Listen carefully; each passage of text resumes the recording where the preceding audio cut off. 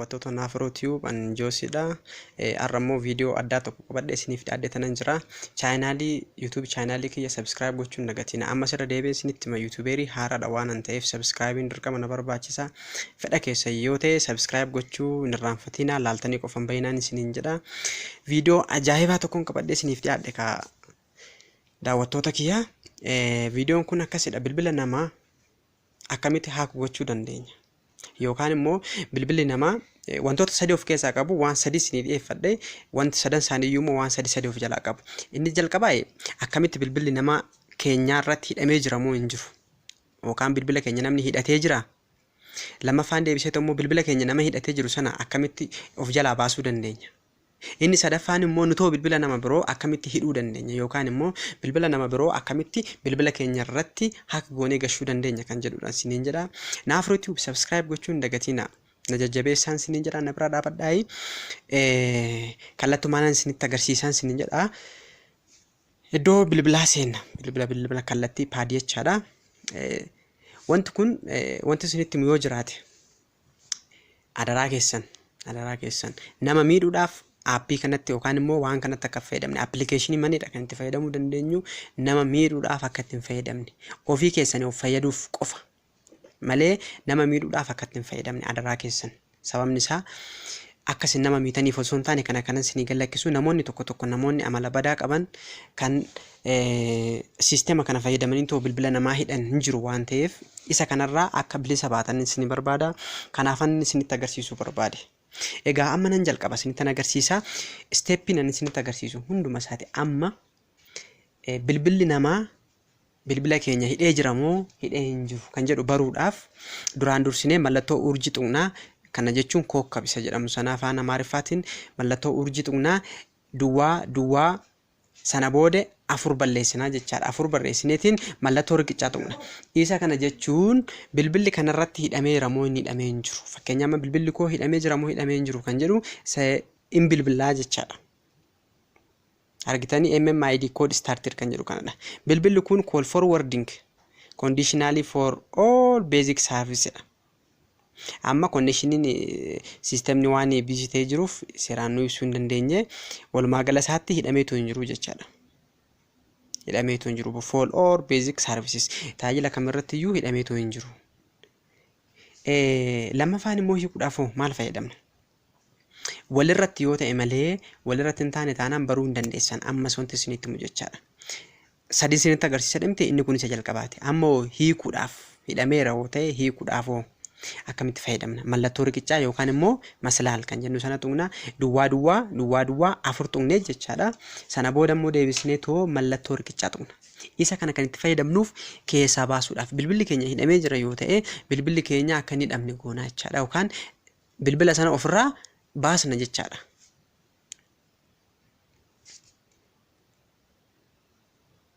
Ammallee busy ta'ee jira waan ta'eef iyyuu nu ibsaati irra hin jiru. Isin garuu steppii kana fayyadamaa isiniin jedha. Isa kanaan immoo ofirraa maal gootu hin baasu jechaadha. Kamiin baasuu dandeessu jechaadha. Asuma nama isinii barreesse maslaalii yookaan riqicha duwwaa 4 deebistanii maslaalii gootu jechaadha. Maslaalii duwwaa 4 maslaalii isa kana riqichaan jechaadha. Isa kanaan ofirraa maal gootu hin baastu jechaadha. Bilbiltan cancel jedhe isinitti agarsiisan numti ofiisaatiif jechaadha. Amma sistemni hojjechaa jiru waan ta'eef isin garuu yeroo gashitan sistemni yeroo hojjetutti yeroo kamiyyuu itti fayyadamuu dandeessu.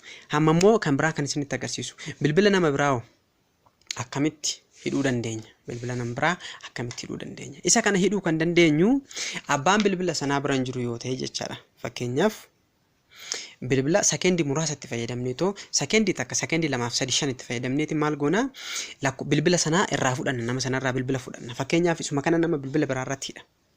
Isuma kana bilbila biraa irratti hidheetoo isinitti agarsiisa. Isuma itti fayyadamaa jiru kunan bilbila biraa irratti hidhee isinitti agarsiisa jechaadha. Mallattoo urjii duwwaa 4 sana booddee mallattoo urjii tuqxaniitiin lakkoofsa bilbila nama sanaa gashitu. Lakkoofsa bilbila nama sanaa irratti gashitu jechaadha. Fakkeenyaaf duwwaa 956 duwwaa 634 erga kana goonee booda maal goonaa hin gashinaa jechaadha. Hin bilbila yeroo bilbilu maal jedhaa nama bilbiluu hin barbaadu waan ta'eef jechaadha. Bilbila kana hidhuu hin barbaadu waan ta'eef yeroo isin dhaqxanii too kana bilbiltan successful isinii ta'eeraadha.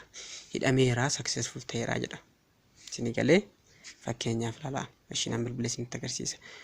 Automatically registered was successful argitanii bilbilli kun kallattiidhaan maal ta'ee jira hidhameeraadha. Conditionally registered was successful jedha. Hidhamee jira jechaadha. Egaa akkamitti akka baastanii isinitti agarsiiseera. Amma bilbilli kan koo kun bilbila mana 65 irratti hidhamee jira jechaadha. Kan koo kun mana 65 amma irratti barreessee irratti hidhameera. Garuu bilbila kana akkamitti baasuu akka dandeenyu jalqaba duraa isinitti agarsiiseera. Urjii duwwaa 4 sana boolee maanni maslaalii gootaniitiin haquu dandeessu jechaadha. Akkanatti haquu dandeessu jechaadha. Conditional was enabled no fakka amma fakkeenyaaf enabled dha. Maal ta'ee jira jechaadha hidhameera jechaadha bilbilli kun.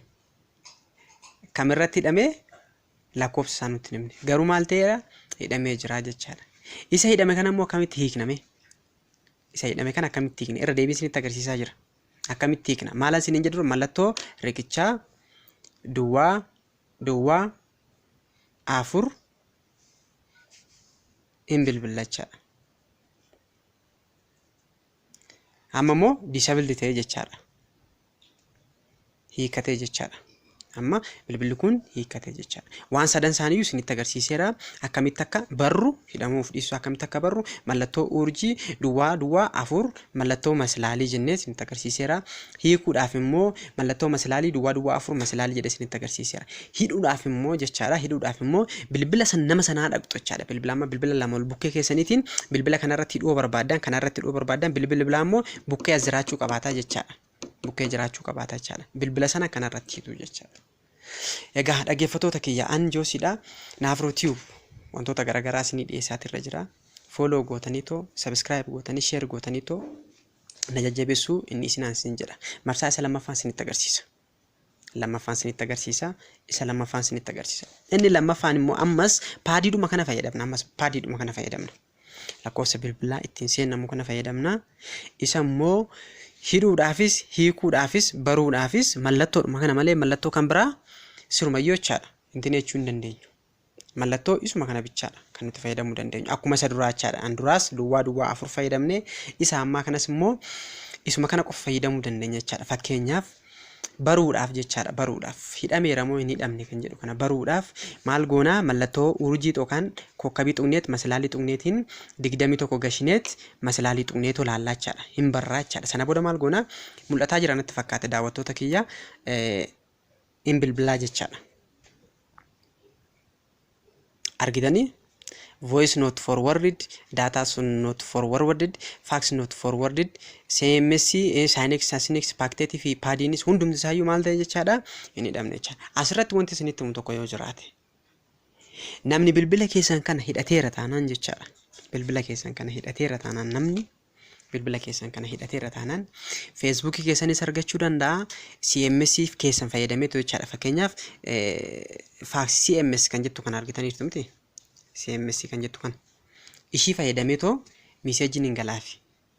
Miseejitti hidhaachaadha. Miseejitti sana fayyadamee maal godhaa?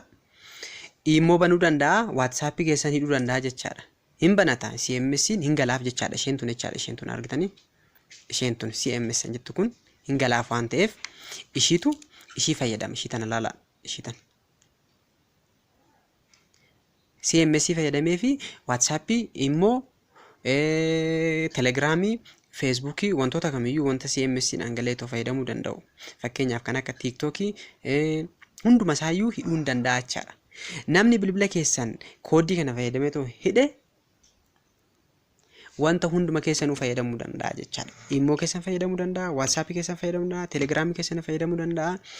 Isa kanaafuu isa kana of eeggannoo guddaa godhaa isiniin jedha sirriitti baraa isiniin jedha. Amma sirra deebi'ee kana isinitti daawwattoota kiyya nama miidhuudhaaf wantoota kana akka ittiin fayyadamne jechaadha. Barreerra amma baruu isaan isinitti agarsiisa jechuudha. Amma immoo kan biraan isinitti agarsiisa. Akkamitti immoo bilbila kana xalafuu yookaan immoo hidhuu dandeenya. Bilbila akkamitti xalafuu yookaan hidhuu dandeenya. Isa immoo dhaggeeffadhaa. Mallattoo urjii yookaan immoo kokkab kan jennu sana yeroo lama tuqneet 21 tuqneet sana booddee mallattoo urjii tuqneet ammas maal goonaa lakkoofsa bilbilaa gashinaa jechaadha. Duwwaa 9 kan Itoophiyaa fakkeenyaaf fudhanne duwwaa 9 jenneet maal goonaa itti fufnaa jechaadha. Duwwaa 9 itti fufnee sana booda dhumarratti immoo mallattoo riqichaa gashina jechaadha. Isa kana fayyadamnee irra taanaan bilbila nama sanaa maal goone kallattumaan to'annoo keenya jala galchine jechaadha. To'annoo keenya jala galchinee jirra jechaadha.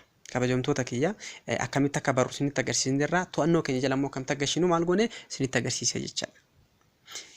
Akkana gooneetoo mallattoo urjii 221 fi mallattoo urjii ammas immoo irra deebineetoo lakkoofsa bilbilaa gashinee mallattoo masalaalii tuqneetoo bilbilleerra yoo ta'e successful nu jennaan bilbila namaa sanaa hiine jechaadha. Kuni ta'uu kan danda'u akkuma isa jalqaba isinitti agarsiisedha. Bilbila lama wal bukkee gootaniiti malee bilbila lama wal bukkee odoon godhee miti. Bilbila nama hidhachuu barbaadan sanarratti dhaqxanii bilbila isaa sanarratti bilbila keessaniin hiitu jechaadha. Bilbila sanarratti kan galu bilbila keessan ta'uu qabaata jechaadha. Kabajamtoota kiyya daawwachuu keessaniif guddaan sin galateeffadha. Subscribe waan gootaniif guddaan sin galateeffadha. Ammoo akkamitti hiikuu dandeenya? Isa hidhame kana erga barree booda hannamaa erga hidhachuu dandeenyu keenya erga isinitti agarsiisee booda akkamitti hiikuu dandeenya? Hidhameera yoo ta'e kookkabii masalaalii fi 21 masalaaliidhaan hidhamnee jirra yoo ta'e jechaadha. Maal goonaa akkamitti hiikuu dandeenya? Fakkeenya masalaalii 21 masalaal jenneet maal goonaa ni bilbilaa jechaadha. Hiikuudhaaf isa kana fayyadamnu jechaadha. Call forward unconditionally air successful. Bakka unconditional ta'eera successful ta'e hiikne jechaadha. Eersi goone kan immoo delete goone balleessina jechaadha. Hidhamee tokko hin jiru sana delete goone jechaadha. Kabajamtoota keenya subscribe gochuun dagatina wantoota haaraa isinii galakkisuudhaaf ammas qophii danuurra jira. Na jajjabeessuun garuu qooda keessanii osoo na jabeessitan na jabaadhee waan haaraan isiniif dhiyaadha jechuun isiniin jedha. Injoosidha Afro Tube subscribe gochuun irraanfatina. Isa sadaffaan immoo baay'ee isaan kanarraa adda kan godhudha. Akkamitti adda godha jettan fageenya irratti jechaadha. Fageenya irratti hidhuu dandeenya. Odoo bilbila isaa sana hin argatiin hidhuu dandeenya jechaadha. Odoo bilbila nama sanaa hin argatiin hidhuu dandeenya. Akkamitti hidhuu dandeenya isa kanoo mallattoo kookkabii 62 sana booda ammas kookkabii goone maal goona lakkoofsa bilbila nama hidhuu barbaanne sanaati irratti gashina. Lakkoofsa kookkabii nama hidhuu barbaanne sanaati irratti gashina. Duwwaa 9 jenneet fakkeenyaaf calliseen gasha 852332 sana booda maal goone mallattoo riqichaa tuqna. Isa kana odoo abbaan sun bira hin jiraatiin bilbila keenya fayyadamne dhiifama naa godhaayi. Osoo abbaan bira hin jiraatiin bilbila keenya fayyadamnee too bilbila keenya bichaa fayyadamnee hidhuu dandeenya fageenya irraa jechaadha. Isa kana akkamitti jalaa ba'uu dandeenya? Fakkeenya akkamitti baasuu dandeenya? Isa ofii keenyaa hiine kana akkamitti baasuu dandeenya? Urjii duwwaa 2 masalaalii gooneetiin sana booda maal goonaa in call jenne in bilbila jechaadha. Kallattiidhaan bilbila.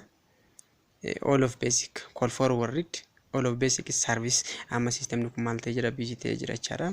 To busy ta'uu baate laati akkuma sarara isinitti agarsiisanaatti nutti agarsiisaa irraa baasaa kana fayyadamneetis immoo ofirraa baasuu dandeenya. Daawwattoota kiyya kabajamtoota anjoosidha Afro Tube subscribe gochuun dagatinaa. Warroonni kanaan dura immoo miseensa kiyyaa taatan maatii kiyya taatanii jirtan like share godhaa na jajjabeessaa isin jedha. Namoonni haaraan dhuftan immoo hojii kiyya kana itti guddisuudhaaf iyyuu immoo subscribe gootanii mallattoo araarmii all kan jettu sana jalgaltanii tuqtanii akka na jajjabeessitan isiniin jedha. Guddaan isin galateeffadha. Yeroo dhiyoottis immoo qophii kan biraa qabadhee isiniif dhiyaadha. Amma sanatti turtii gaarii isiniin jedha.